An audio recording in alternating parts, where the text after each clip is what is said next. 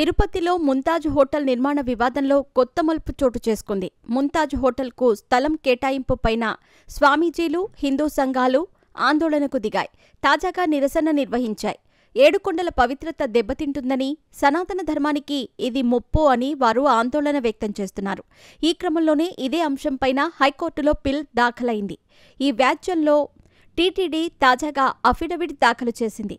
Hotel విషయంలో TTD నిర్ణయమేంటో స్పష్టం చేసింది. తిరుపతిలో ముంతాజ్ హోటళ్ల నిర్మాణ వివాదం కొద్ది రోజులుగా కొనసాగుతోంది. స్వామీజీలు, హిందూ సంస్థల ప్రతినిధులు ఈ నిర్ణయాన్ని వ్యతిరేకిస్తున్నారు. తిరుమల పవిత్రతను కాపాడాలని, హోటల్కు కేటాయించిన స్థలాన్ని వెంటనే వెనక్కి తీసుకోవాలని డిమాండ్ చేస్తున్నారు.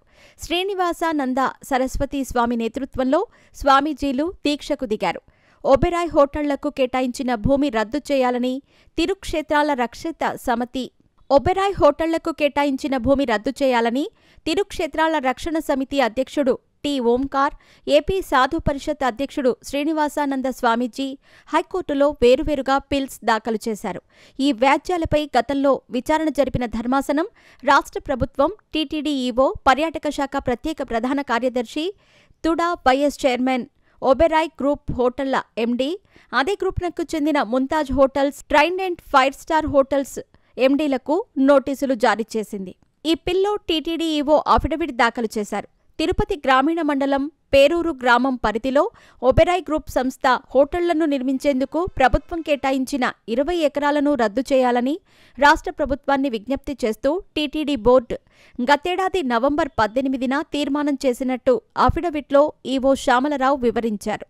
ఒబెరాయ్ సంస్థ నిర్మించే ముంతాజ్ హోటల్స్, ట్రైడెంట్ 5 స్టార్ హోటళ్లలో విలాసవంతమైన విల్లాలతో పాటు బార్లు, లాంజ్, పార్టీ హాళ్లు, స్పా నిర్మించేందుకు అనుమతించటం తిరుమలకొండ పవిత్రత, ఆధ్యాత్మికత, హిందూ మత సాంప్రదాయాలకు విరుద్ధమని పేర్కొన్నారు. ఒబెరాయ్ గ్రూప్కి కేటాయించిన భూమిని రద్దు చేసి తిరుమలకు వచ్చే లక్షలాది మంది భక్తుల వసతి, ఇతర సౌకర్యాలు కల్పించేందుకు ఆ 20 ఎకరాలను టీటీడీకి కేటాయించాలని రెవెన్యూ శాఖ ముఖ్య కార్యదర్శిని కోరుతూ టీటీడీ గతేడాది డిసెంబర్లో లేఖ రాసిన విషయాన్ని వెల్లడించారు. తిరుమల పవిత్రతను కాపాడేందుకు ఏడుకొండలను తిరుమల దివ్యక్షేత్రంగా ప్రకటిస్తూ రాష్ట్ర ప్రభుత్వం 2007 జూన్లో జీవో 746 జారీ చేశారని గుర్తు చేశారు. ఏడుకొండలు, అందులోని తీర్థాలు, దేవస్థానానికి చేరుకునే అన్ని మార్గాలను తిరుమల దివ్యక్షేత్రం పరిధిలోకి తెచ్చారన్నారు. దేవాదాయ చట్టంలోని సెక్షన్ 114 తిరుమల పవిత్రతను కాపాడేందుకు ఆ ప్రాంతంలో భిక్షాటన, మత్తు పదార్థాల సేవనం తదితర కార్యక్రమాలను నిషేధించేందుకు అధికారం కల్పిస్తోందని వివరించారు. ఈ అంశాలను పరిగణలోకి తీసుకుని ప్రస్తుత పిల్లో తగిన ఉత్తర్వులివ్వాలని అఫిడవిట్లో కోరారు.